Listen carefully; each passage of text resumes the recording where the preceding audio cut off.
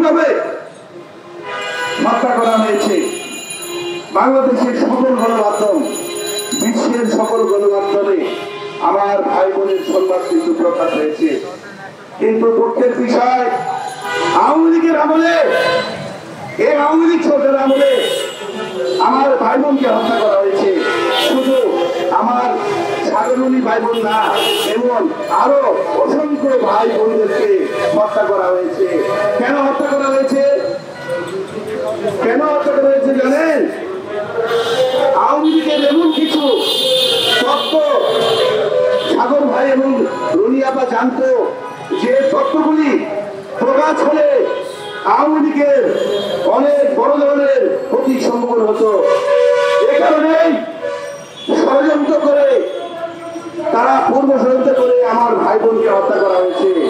কিন্তু প্রশাসনের কিছু কর্মকর্তারা প্রায় 101 বার পর্যন্ত তদন্তের জন্য দায়িত্ব নিয়েছেন। তদন্ত শুধু করতে আছে। এই তদন্ত আর শেষ হয়নি। এবার আর সাংবাদিকরা বসে থাকবে না।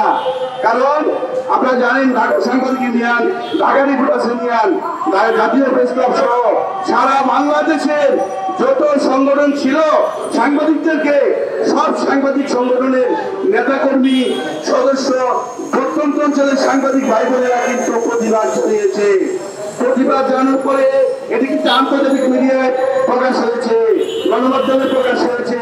কিন্তু দুঃখের বিষয়, আওয়ামী লীগ সরকারের আমলে আমরা বিচার পাইনি। আমরা শুধু বলতে চাই সাগরনী হত্যা নয়। এরকম সমকালের সিরাজগঞ্জের সমকালে একজন সাংবাদিক আছেন, আমার ভাই সমকালের সাংবাদিক সিরাজগঞ্জে থাকে। আওয়ামী লীগের তার লোকজন, তাকে হত্যা করা হয়েছে।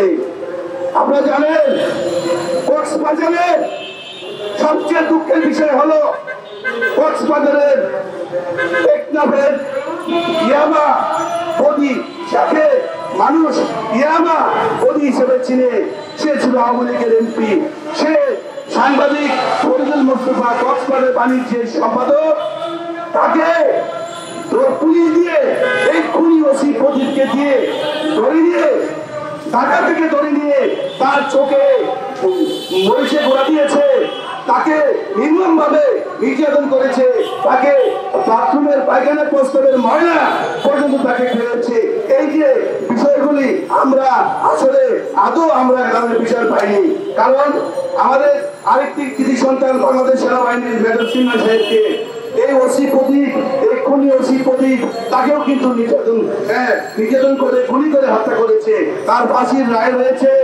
আমরা চাই এই খুনি ওসি প্রদীপের ফাঁসির রায় কার্যকর করতে হবে। কারণ আমরা আপনাদের থেকে কক্সবাজার যে কথা বলছি, সাংবাদিক ফরিদুল মুস্তাফাকে এই খুনি ওসি প্রদীপ কিন্তু তাকে নির্যাতন করেছে। আর শুধু ওসি প্রদীপ কিনা, এই ওসি প্রদীপ বাহিনী অনেক সাংবাদিকদের নির্যাতন করেছে। আরেকটা বিষয় বলতে চাই, ইতিমধ্যে আপনারা জানেন বাংলাদেশে যারা অনুসন্ধানী সাংবাদিক, যারা ভালো রিপোর্টার, যেমন ধরেন কালের কণ্ঠ পত্রিকায় বেঞ্জি সাহেবকে রিপোর্ট করেছে হায়দার ভাই, এবং এরকম বাংলাদেশ প্রতিদিন বলেন, প্রথম আলো বলেন, ইনকলাব বলেন, তারপর যুগান্তর বলেন, আমরা ইতিমধ্যে দেখেছি এত সুন্দর, এত অনুসন্ধানী কিছু রিপোর্ট, যে রিপোর্টগুলি প্রকাশ হওয়ার পরে আমরা দেখেছি যে দুর্নীতিবাজ, আওয়ামী লীগ আমলে যে দুর্নীতিবাজরা, তারা কিন্তু দেশ ছেড়ে পালিয়েছে।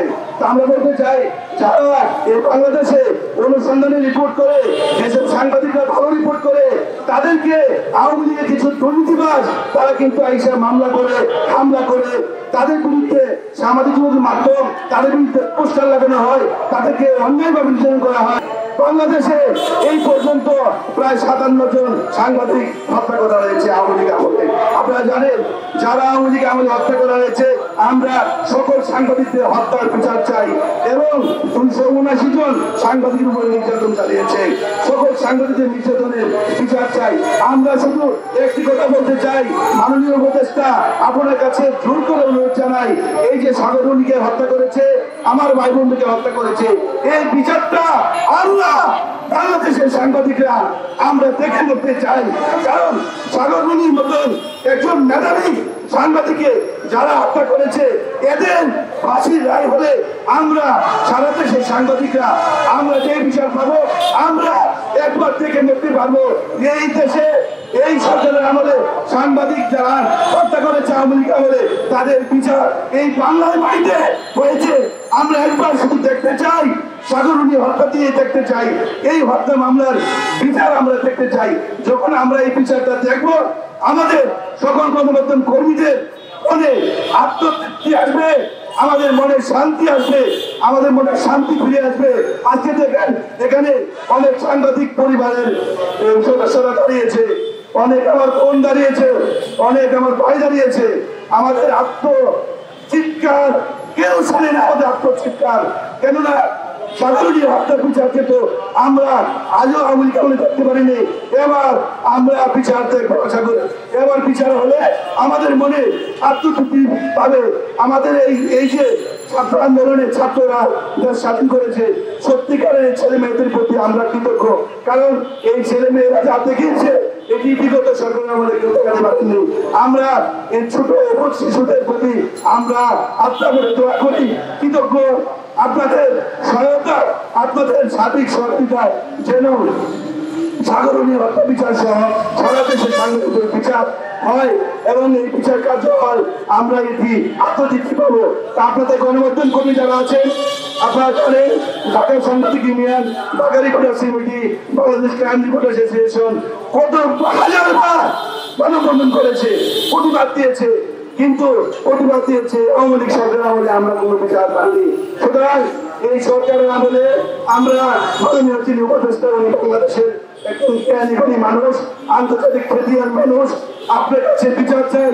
আমরা যেন সাগরমণি হত্যা বিচার দেখে আমরা ব্যক্তিগত সকল আমাদের বলা যায়, কারণ মৃত্যুর আগে আমরা আমাদের পরিবারকে বলতে পারবো সাগরমণি হত্যা মামলার বিচার হয়েছে, ফাঁসি হয়েছে, আসামিরা গ্রেপ্তার হয়েছে, এটি আমাদের দাবি একটি পক্ষ হয়েছে। সবাই ভালো থাকবেন, সবাই ধন্যবাদ। ধন্যবাদ, গুরুত্বপূর্ণ বক্তব্য দেওয়ার জন্য। আজকে অনুষ্ঠানের